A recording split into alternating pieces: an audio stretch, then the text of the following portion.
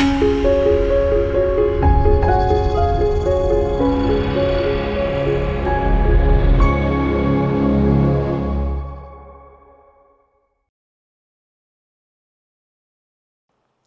మాత్రం. నేను మీ journalist Navatha. Welcome to our voice. భూభాగాలు అయిపోయాయి. సముద్రాన్ని కబ్జా చేసేందుకు డ్రాగన్ కంట్రీ కుయుక్తులు పన్నుతోందా అంటే అవుననే సమాధానమే వినిపిస్తుంది. భూమిపై సరిహద్దు దేశాల భూములను ఆక్రమించుకోవడమే పనిగా పెట్టుకున్న చైనా కన్ను ఇప్పుడు దక్షిణ చైనా సముద్రంపై పడింది. ఒకప్పుడు పొరుగు దేశాల సరిహద్దులను నెమ్మదిగా ఆక్రమిస్తూ సలామీ స్లిజ్జింగ్ వ్యూహాన్ని అమలు చేసిన డ్రాగన్ ఇప్పుడు అదే దురాక్రమణ బుద్ధిని సముద్రాలపైన చూపిస్తోంది. దక్షిణ చైనా సముద్రంలో ఉన్న దాదాపు 250 చిన్న పెద్ద దీవులను అంతర్జాతీయ చట్టాలను బూడిదలో పోసిన పన్నీరు చేస్తూ తన గుప్పెట్లోకి తీసుకోవాలని చూస్తుంది. ఆఖరికి నడి సముద్రంలోని చిన్న చిన్న ఇసుక తెన్నెలను పగడపు దీవులను సైతం వదలకుండా మిలిటరీ స్థావరాలుగా మార్చేస్తూ కుయుక్తులు పన్నుతోంది. ఇది కేవలం సముద్రపు నీటిపై హక్కుల కోసం జరుగుతున్న పోరాటం కాదు. అంతర్జాతీయ చట్టాల ప్రకారం సముద్రంలో సహజంగా ఉన్న దీవులపైన ఒక దేశానికి హక్కులు ఉంటాయి. కానీ చైనా ఇక్కడే ఒక పెద్ద కుట్రను తెరలేపింది. సముద్రంలో మునిగి తేలే పగడపు దిబ్బలపై మట్టిని కాంక్రీట్ని కుమ్మరించి వాటిని కృత్రిమ దీవులుగా మార్చేసింది.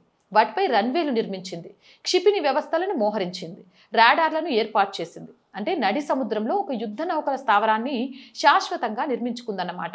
దీని ద్వారా మొత్తం సముద్ర ప్రాంతాన్ని తన ఆధీనంలోకి తెచ్చుకొని ఆ రూట్లో వెళ్లే ప్రతి నౌకను శాసించాలనేదే చైనా అసలు ప్లాన్. 2016లోనే అంతర్జాతీయ ఆర్బిట్రేషన్ కోర్ట్ ఈ సముద్రంపై చైనాకు ఎలాంటి హక్కులు లేవని తేల్చి చెప్పింది. ఫిలిప్పీన్స్ వేసిన పిటిషన్పై విచారణ జరిపిన కోర్టు చైనా చెబుతున్న 9 లైన్ అనే ఊహాజనిత రేఖకు ఎలాంటి చట్టబద్ధత లేదని కొట్టిపారేసింది. వేల సంవత్సరాల నాటి చారిత్రక హక్కులు ఉన్నాయి, కోర్టుల తీర్పులను మేము గుర్తించమంటూ డ్రాగన్ భీష్మించుకొని కూర్చుంది. ప్రపంచంలోని అత్యంత కీలకమైన వాణిజ్య మార్గాల్లో ఇది ఒకటి. ప్రతి ఏటా దాదాపు $5 ట్రిలియన్ విలువైన అంతర్జాతీయ వాణిజ్యం ఈ సముద్రం గుండానే జరుగుతుంది. దీనితో పాటు ఈ సముద్ర గర్భంలో అపారమైన చమురు, సహజ వాయువు నిక్షేపాలు ఉన్నాయి. అలాగే ప్రపంచంలోని అత్యధిక చేపల వేట సాగే సముద్రీకరమైన ప్రాంతం ఇది.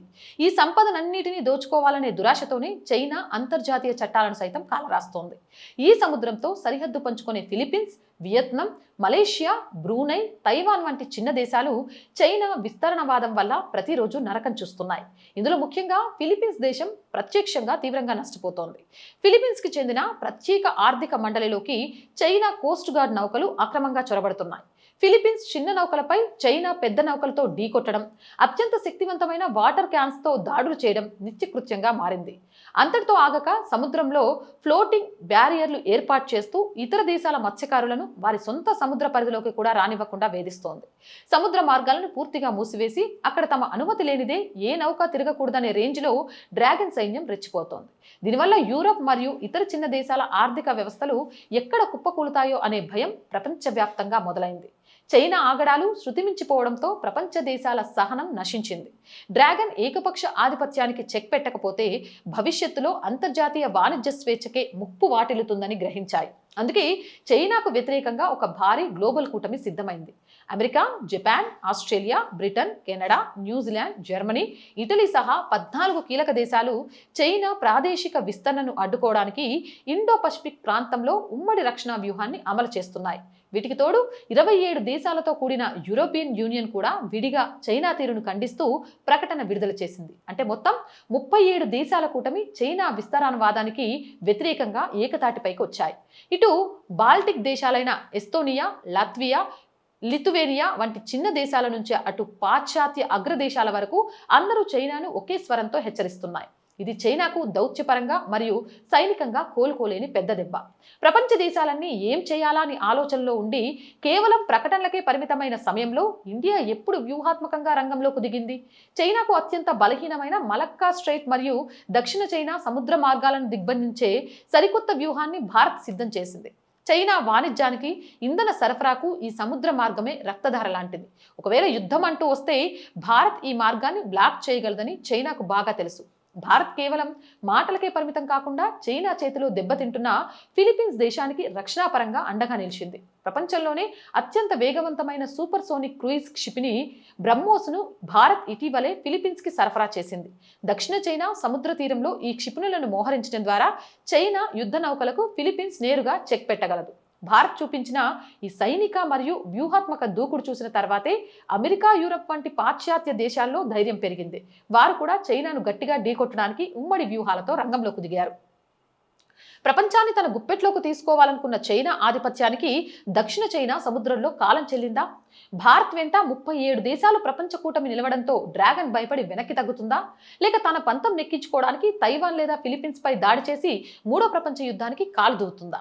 సరిహద్దుల్లో భారత సైన్యం ఇచ్చే గట్టి కౌంటర్లు, సముద్రంలో అంతర్జాతీయ కూటమి ఉమ్మడి విన్యాసాలు డ్రాగన్ గుండెల్లో రైళ్లు పరిగెత్తిస్తున్నాయి.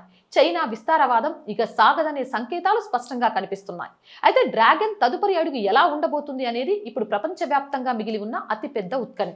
మీరేమంటారు? మీ అభిప్రాయం ఏంటి అనేది కామెంట్ చేయండి. అండ్ మోర్ వీడియోస్ కోసం our group of channels, our voice, our political, our Sanskriti ఛానల్ని వెంటనే సబ్స్క్రైబ్ చేయండి. కంటెంట్ బాగుందనిపిస్తే లైక్ చేయండి, షేర్ చేయండి. ఇంకా ఎలాంటి కంటెంట్ చేయాలి అనేది కామెంట్ రూపంలో తెలియచేయండి. ఆర్థికంగా ఆర్ వాయిస్కి చేయుతగా నిలవండి. మీరు చేసే సహాయం ఈరోజు ఆర్ వాయిస్కి చాలా చాలా అవసరం. సపోర్ట్ చేస్తారని ఆశిస్తున్నాను. ఆర్ వాయిస్కి సపోర్ట్ చేయాలి అనుకుంటే సబ్స్క్రిప్షన్ పక్కనే జాయిన్ అనే బటన్ ఉంది. 1 to 5 లెవెల్స్ ఉన్నాయి. ఏదో ఒక లెవెల్లో సపోర్ట్ చేయండి. లేదా స్క్రీన్ మీద గూగుల్ పే, ఫోన్ పేతో పాటు అకౌంట్ డీటెయిల్స్ ఉన్నాయి. మీకు తోచిన సహాయాన్ని అందించవచ్చు. వ్యాపార ప్రకటనల కోసం 8328 500 576 నెంబర్ని సంప్రదించండి. జై హింద్, జై భారత్.